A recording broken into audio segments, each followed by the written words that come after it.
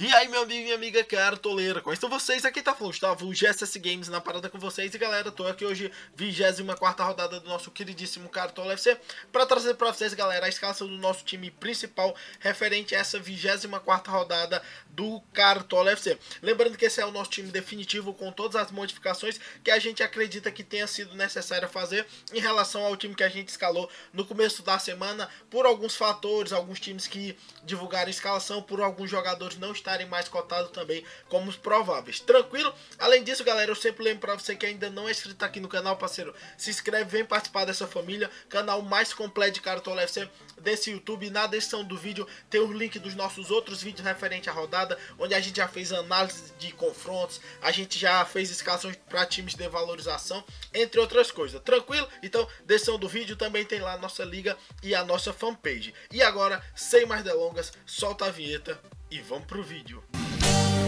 Todo ano é assim. E aí? Depois de nós. E aí? Bora, negão! Joga, negão! E aí? Depois de nós.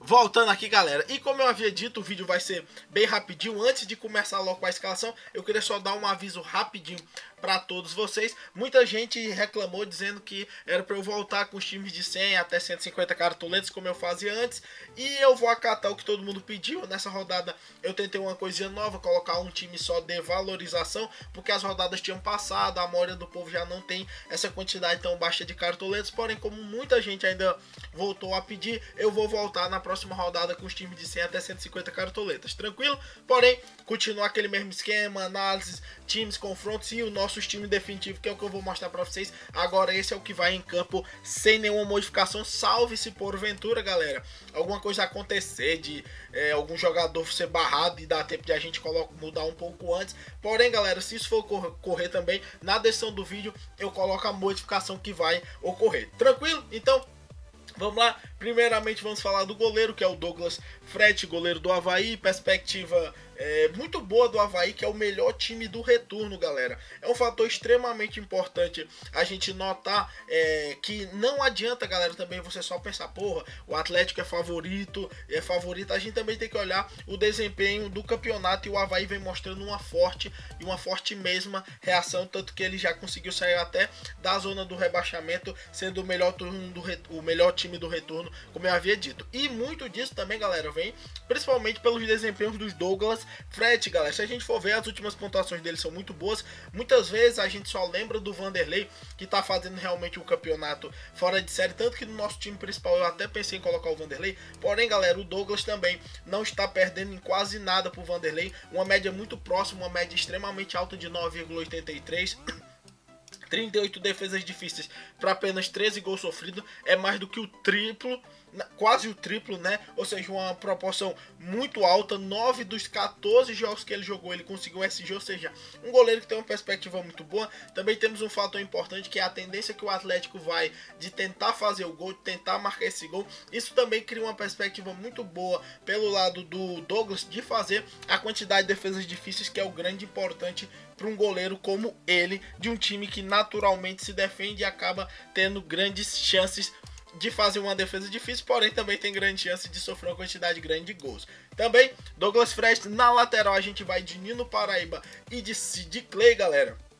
Duas opções muito boas. Existem outras opções também extremamente válidas, porém estou indo com essas duas por alguns fatores. O Nino Paraíba, primeiro, pelo confronto favorito da Ponte contra o Lanterna da competição. Se bem que, se a gente for notar, os últimos jogos do Atlético Goianiense são jogos onde o Atlético Goianiense mostrou uma determinada melhora. Os últimos 4 jogos tem 2 vitórias e um empate, apenas uma derrota. É um time que está conseguindo um corpinho melhor. A Ponte, quando joga em casa, mostra um grande futebol. Vem de um péssimo resultado fora de casa na Ilha do Retiro pela Sul-Americana, porém já trocou a chavinha, tá no Campeonato Brasileiro. O Nino Paraíba também tem uma vantagem muito boa, 37 roubadas de bola para apenas 19 faltas cometidas, quase o dobro, 1 gol e 3 assistências, uma média de 5,54, e os scouts dele totalmente positivos, ou seja, médias constantes, alta, um lateral que tá um pouquinho caro, porém para você que quer pontuar, com certeza é uma opção muito válida.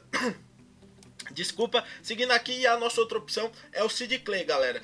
Muita gente vai falar de outras opções que são totalmente válidas, porém, porque eu estou indo com o Sid Clay. O Atlético Paranaense, do meu ponto de vista, vem mostrando um futebol melhor que o Fluminense nessas últimas rodadas. O Fluminense teve até um jogo bom contra a LDU, porém é um time que não conseguiu fazer uma quantidade relativamente boa de gols para a imposição ofensiva que ele teve. Já o Atlético Paranaense eu acho que é um time mais equilibrado, o Sid Clay vem de pontuações regulares, e uma coisa interessante, no esquema tático do Atlético Paranaense, muitas vezes o Sid Clay está funcionando como meio de campo, galera, ou seja, o que é que isso arremata pra gente? É um lateral que tem chance de SG, que é os 5 pontinhos, e ainda joga mais à frente, que sempre tem uma perspectiva maior de finalização, tanto que até o momento ele já tem 4 gols, 3 assistências, roubada de bola ele não compromete, ele tem até mais do que o número de faltas cometidas, um lateral quase que completo, uma opção muito válida, extremamente constante. Das últimas pontuações dele, das 12, apenas uma negativa.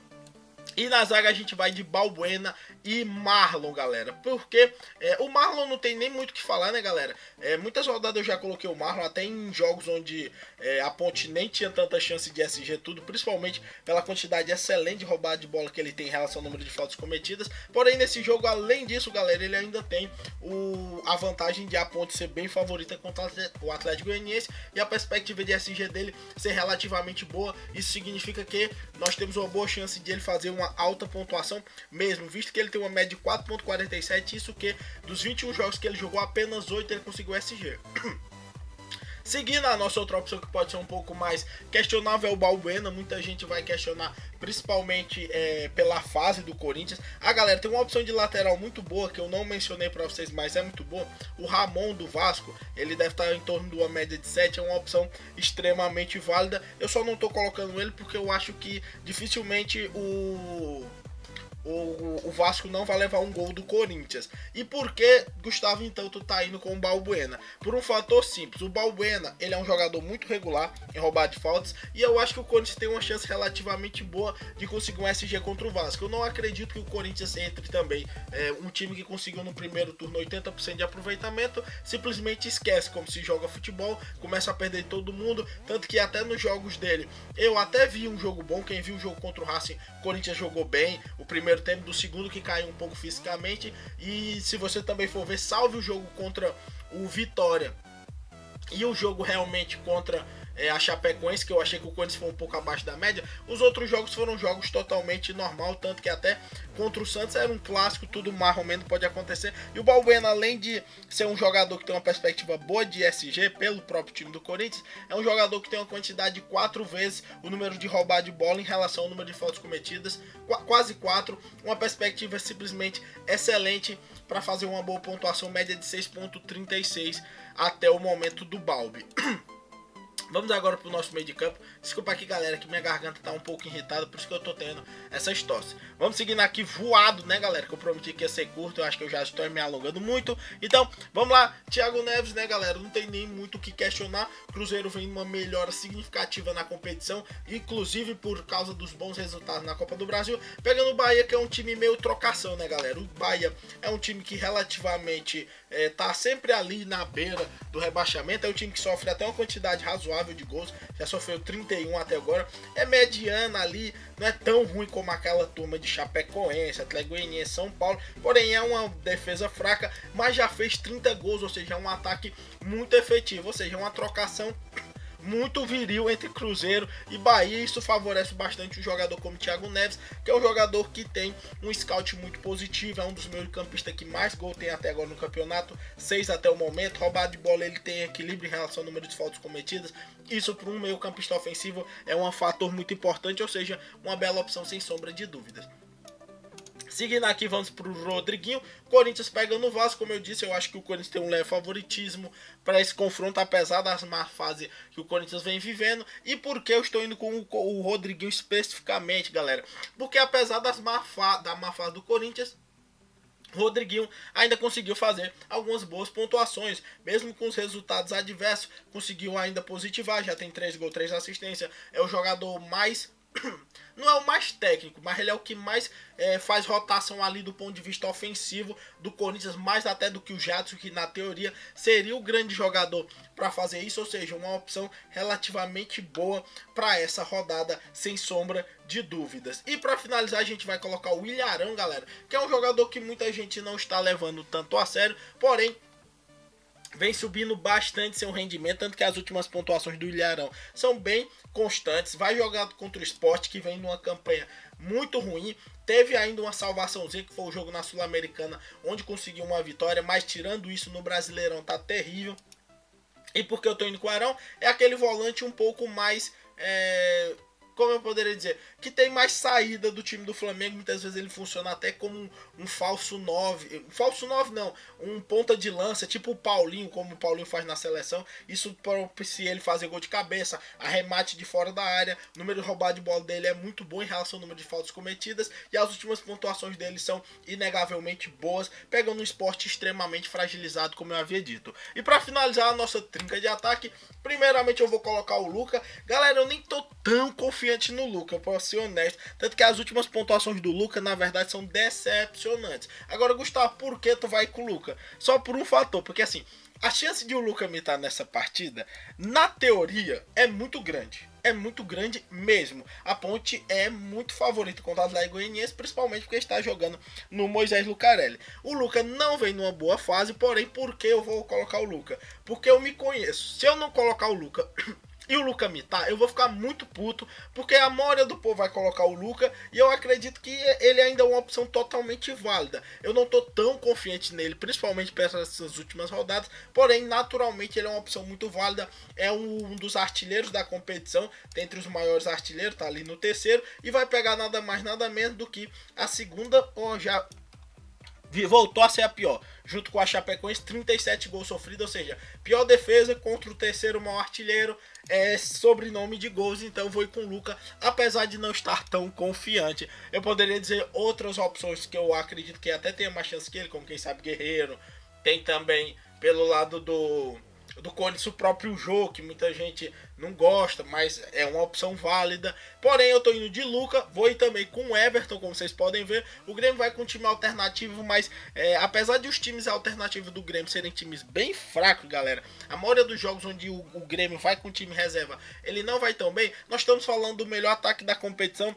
O Everton já tem 5 gols, e mesmo nesses jogos que o Grêmio vai ruim, ele ainda consegue fazer uma quantidade razoável de gol, só que vai numa trocação franca. Então, eu acho que o Grêmio é uma boa opção, pegando a Chapecoense, perspectiva de gol, como vocês podem ver aqui. Por isso eu estou indo com o Everton pelo lado do Grêmio, perspectiva de gol pelo lado do Grêmio, pegando a Chapecoense, que, como eu havia dito, botei foi no francês, é a pior defesa junto com o Atlético Goianiense. Então tem uma perspectiva boa também de gol do Grêmio, apesar de não ser o time titular. E para finalizar eu vou colocar o Davidson, porque eu acho que o Palmeiras é um dos grandes favoritos dessa rodada. Na verdade eu acho que ele é até o maior favorito, tanto que eu vou até trocar o Rueda e colocar o Cuca, galera, principalmente pela má fase vivida pelo time do Coritiba, que não vem vivendo uma boa fase. Junto com o Sport, são as piores campanhas do retorno. O Palmeiras pelo menos tá mostrando uma leve evolução na competição, não tá decepcionando tanto,